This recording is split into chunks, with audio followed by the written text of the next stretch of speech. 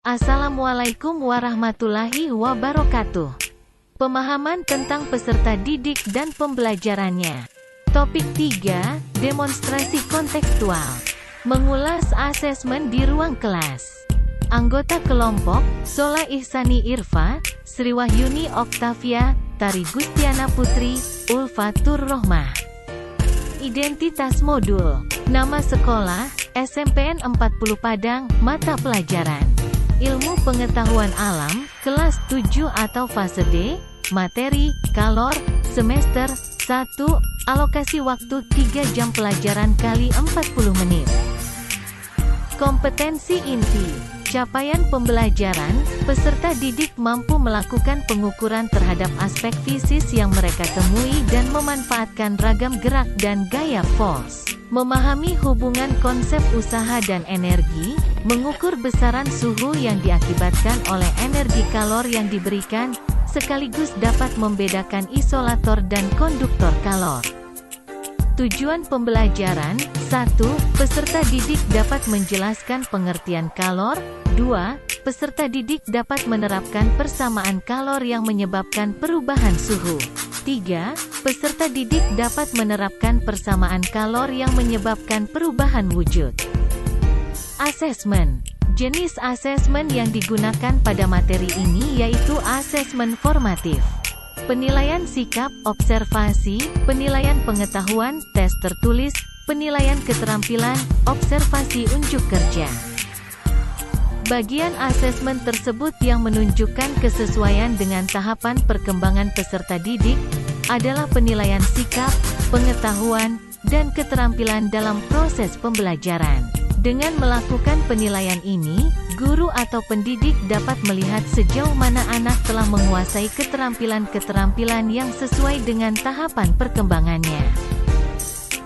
Bagian asesmen yang menunjukkan kesesuaian dengan perlunya mempertimbangkan aspek lingkungan budaya dan karakteristik peserta didik.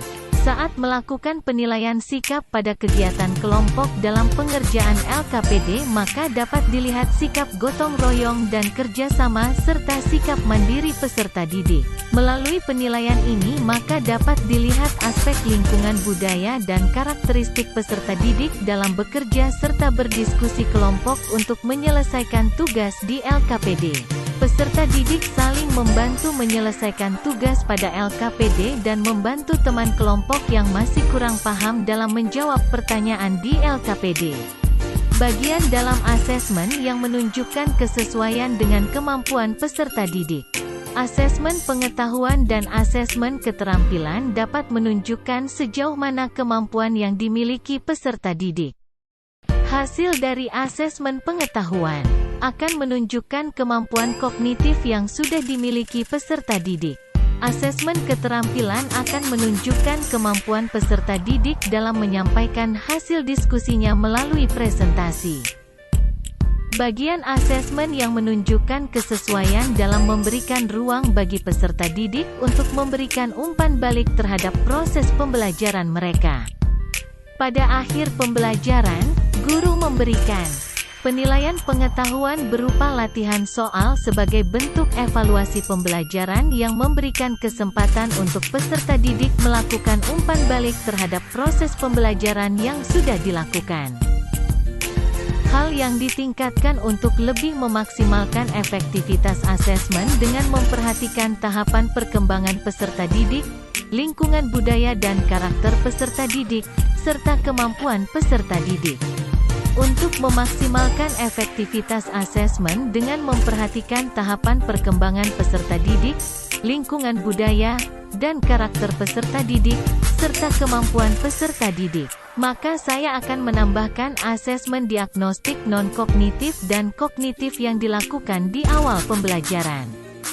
Asesmen diagnostik non-kognitif berfungsi untuk mengetahui karakteristik peserta didik berupa gaya belajar, latar belakang pergaulan, kondisi keluarga, aktivitas selama belajar di rumah, kesejahteraan psikologis dan sosial emosi peserta didik, karakter serta minat peserta didik.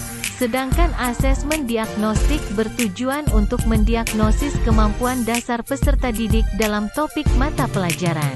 Dengan asesmen diagnostik kognitif saya dapat menyesuaikan pembelajaran tingkat pembelajaran dengan kemampuan peserta didik. Terima kasih. Wassalamualaikum warahmatullahi wabarakatuh.